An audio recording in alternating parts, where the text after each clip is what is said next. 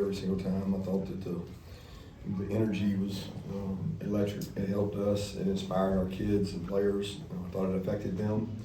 And once again, a team has to go on the road and play in that kind of night environment. It's really hard. It's really tough to play in that, and I thought it impacted them. I'd also like to give credit to Emily Dietz and her staff. They did a tremendous job of game management in terms of the energy, keeping people engaged. I guess there were some fireworks, I don't know, somebody told me there was, but that wasn't what I was worried about. But our kids show resiliency. I'm proud of them. Look, it was a week ago, a couple hours that we were dead and gone. You know, people had written us off. It's hard to play in this league week in and week out on the road. We've accumulated a tremendous amount of injuries from the schedule we've had. And it's not going to really get any easier. It's a physical game, but when you put the gauntlet of what we played, it's taking its toll. We had a lot of guys sitting on the sideline tonight that couldn't play, but we also had a lot of guys that stepped up. And I think the way we practice has helped us grow some players who stepped up tonight and played big for us.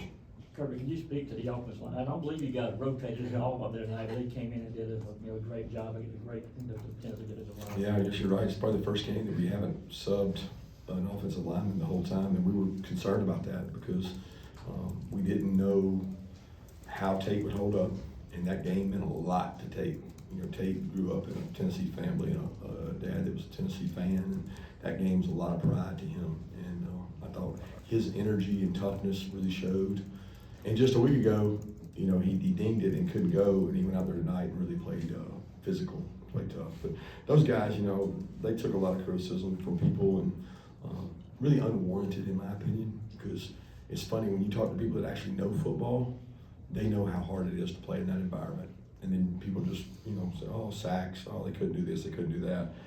When you get behind in the game, it makes it hard. Tonight, they played aggressively and played well. Kirby, Carson Beck told us that this week he made sure to stand up and speak to the team. So what did it mean to see him take that leadership, and especially to see how he responded to all of that pressure on the outside noise coming into this game? Well, he talks to the team, he talks to the offense almost every week, and several guys talk to the team on Monday, but I mean, every time somebody hears that, they think like, oh, team leaders speak to team, world-changing event. It's not that way. It's just, there was an emotional talk that I think guys really wanted to make other guys aware of the significance of this game and not to take it lightly on Monday. But Carson carries himself well, and I've been very consistent, even with some of the dumbest questions in the world, no offense, about our quarterback, because we see him every day. You know, he gets judged on outcomes and stats, but we don't judge based on that. We judge based internally on what gives us the best chance to win. And I'm never going to falter over what I see with my eyes. What I see with my eyes is a guy that's really good in the pocket. He's got poise, he's got composure. He puts us in the right play over and over again and makes good decisions. It seemed like the passing game really took a step forward once you guys got the free play and Carson hit Dom. How big of a confidence booster was that play for the offense? Yeah, it was huge. I think it got going. I mean, I don't know that Carson threw some good balls before that. We just didn't always catch them. And he's done a good job of that. And we got to continue to create depth in our roster. And I thought, you know, guys like Chauncey Bowens, Nitro Tuggle stepped up tonight and played. Anthony Evans fought to come back. We just got more guys having to play. You talked about those guys stepping up. I guess one, what have you seen from Nitro to earn playing time sleep? What do you think he did tonight? Practice better. He practiced better. And if he practices better again, then he'll play more. And Daniel Harris has practiced better every day, every week. And the guys who practice better get rewarded for it. And to follow up on that, what did you see from London Humphreys tonight, especially with that long catch he made, I think in the fourth quarter down the sideline? Great catch down the sideline. That was a very unique play because we tried to get them to false start. They didn't, and our center was off balance and was falling back. He just went ahead and snapped it. So it turned into a kind of a busted play that was a big play. And London's been great. He's been such a great kid, such a hard worker. Coach, Tennessee went into the locker room with 17 points, and the defense didn't allow them to have anything else in the second half. Just speak to their success in holding the balls. Well, we stopped the run a little better, and that gave us a chance. I was really proud of the secondary because you're in some really tough cover environments out there, like on space. And some of it, they helped us. I think they dropped some balls that were like bang, bang plays, but they didn't get behind us. And that's the big achievement. Keep them in front of you, tackle them. I wasn't real pleased with the run stopping, but we did enough. Coach, it looked like Carson ran the ball a little more tonight. He had that big 14-yard scramble at the start of the second quarter. He said he lowered his shoulder. He enjoyed that. Did you also share that sentiment when he lowered his shoulder? No, I mean, I didn't talk to him about it. I'm glad he did. I thought Mike and then we challenged him with the backs out, that we had some place for him. And sometimes you gotta man up. I texted him early in the week and said, if we do this, are you down with it? And he said, I'm gonna get it, coach, just give me the ball. And then some of them were not by design. You know, the scramble was a great play that he scores on. And then he had another quarterback draw off of an empty that he broke 2 or 3 tackles and got him going. He's a good athlete. Look, guys, he's a good athlete. He can make plays with his feet. He insisted earlier tonight that he was a dual threat quarterback. And he's been saying that to you. That's a stretch. Dual is a stretch. He's 75-25. Kirby, do you know anything about Dylan Bell's severity? It's ankle. I don't know if it's got a high component. We looked at it tonight. He was not able to go. Don't know how severe it'll be or how long it'll be. It's just, I mean, look, guys, there's a bunch of injuries. Ernest Green. I mean, we've had guy after guy after guy after guy go down. Smile, C.J. Allen. Both gave us great efforts tonight, but really were unable to practice all week. And the back situations, Cash doesn't practice all week. Makes himself available to help the team. It's just, gotta choose. You want to play these schedules like this, that you're gonna have that, and they're reducing our roster size, so it's gonna make it even tougher. Kirby, you talk about the significance of complementary football. The way your offense had several long drives tonight. Yeah, it was huge. I mean, I didn't think our defense got the stops when they needed to. Like, we want to create field position for our offense, and we didn't. We gave up third downs, and we bend, and then we're down there with the 10-yard line, the 9-yard line, the 8-yard line. And one of the biggest drives was the one that we got the offensive PI, and then we're probably going to have to punt. I mean, we're on the headphones. It's 1st and 25. It's hard to overcome. Nitro makes a big play. They get a face mask, which gives us the first down. Otherwise, we may not overcome that drive. But it was very complimentary. I mean, somebody told me that they had a 15 or 16 play drive that ate up a ton of time, and then we had a 17 play drive that took up a ton of time, and the meat of the second half was in that time. Smart, I didn't season high 8 tackles tonight. Just what it means to this defense to have him back out there and give that kind of effort. His confidence, his ability to make plays and tackles, his instincts are huge. And I think back to all the games he didn't play in, and he missed all this time for this time. And he's gotten good reports on his foot. He's had 2 or 3 x-rays that look like it's healed, so that's great news for him. I thought one of the biggest plays in the game was Thorson's tackle on that punt return. Can you talk about that? What you Amazing. I mean, that's what they do in Australia, right? He came out of nowhere. I was thinking this guy might be a linebacker. I mean, it's the first real punt return we've given up in, I think, 2.5 years. And we thought we had a good plan. We had 3 gunners out there. We missed tackles on that play, and we think their returner is really good. We challenged our guys. But he broke out, and getting him on the ground, what was the result of that drive? Was it 3? 3, so we ended up holding him to a field goal. It's a 4-point play, and tremendous effort by him. I can promise you we don't practice tackling much with him. Kirby, He did it on his own. Kirby, you talked about prove it being the message of this week. What did you see from this team? What did they prove to you tonight? That they're resilient as hell, and no matter who, next man up mentality. And the kids in our room that haven't played yet, and sometimes they want to pout, they need to realize that you don't know when your time is coming.